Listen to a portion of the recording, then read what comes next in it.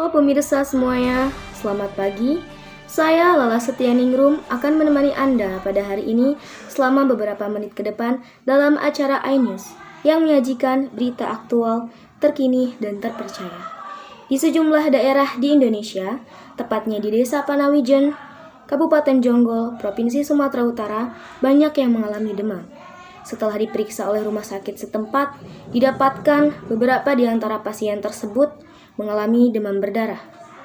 Demam berdarah adalah penyakit yang disebabkan virus dengue melalui gigitan atau hisapan nyamuk Aedes aegypti atau Aedes albopictus. Ada 4 jenis virus dengue yang menginfeksi manusia, yaitu virus DEN1, DEN2, DEN3, dan DEN4. Diketahui bahwa dari 8 pasien tersebut berasal dari daerah yang sama. Menurut warga setempat, pergantian iklim dan banyaknya sampah yang menyebabkan biang nyamuk semakin banyak.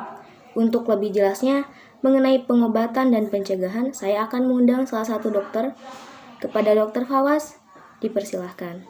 Baik, dengan saya Fawaz di sini membahas mengenai pengobatan. Sebelum itu, kenali terlebih dahulu fase dan gejala demam berdarah. Fase pertama, demam hari ke-1 sampai hari ke-3, demam tinggi sampai 40 derajat Celcius, disertai nyeri otot di seluruh tubuh, sakit kepala, sakit di sekitaran bola mata, mual, dan muntah. Dianjurkan untuk banyak minum. Fase kedua, fase kritis, hari ke-4 sampai hari ke-5, fase pengecoh. Ditandai dengan penurunan suhu tubuh sampai 37 derajat Celcius.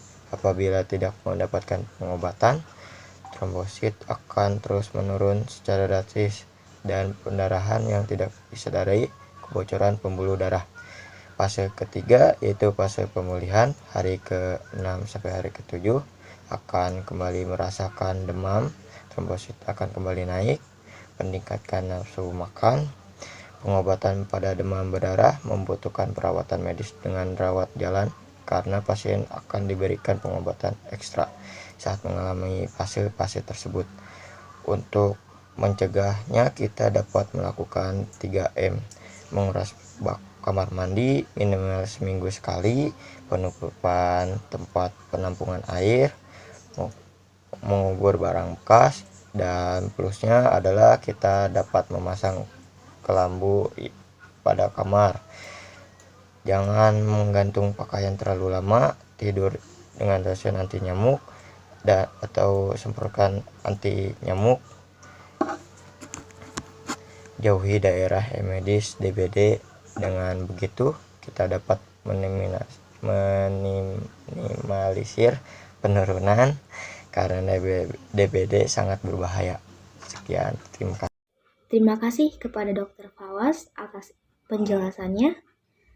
Kemudian saya akan melanjutkan kepada salah satu rekan saya yang sudah ada di tempat, tepatnya di Desa Panawijen, Kabupaten Jonggol, Provinsi Sumatera Utara. Kepada Aisyah Nur Apriliani, dipersilahkan. Baik, dengan Aisyah Nur Apriliani di tempat. Sekarang saya sudah berada dengan salah satu pasien yang pernah mengalami penyakit demam berdarah. Saya mempunyai beberapa pertanyaan yang akan ditanyakan kepada beliau. Baik, dengan siapa? Hani Apriliani. Pertanyaan pertama, apa yang Anda rasakan selama mengalami penyakit demam berdarah? Di dalam munculnya saya merasakan demam naik turun selama 2 hingga 7 hari. Kemudian muncul bintik-bintik merah, nyeri sendi, dan nyeri otot. Nyeri pada area bola mata. Apa demam berdarah yang Anda rasakan termasuk gejala yang parah? Ya betul, saat itu saya sempat mengalami gejala sakit perut, nyeri tekan, dan muntah perdarahan dari gusi dan muntah darah. Untuk mengetahui perbedaan antara demam biasa dengan demam berdarah, apa yang Anda lakukan? Saya membedakannya dengan melihat gejala yang disebutkan, juga menjalani rangkaian tes darah memastikan bahwa saya terkena DBD, tidak di rumah sakit setempat. Berapa lama Anda mengalami masa sakit selama demam berdarah? Saya menjalani sekitar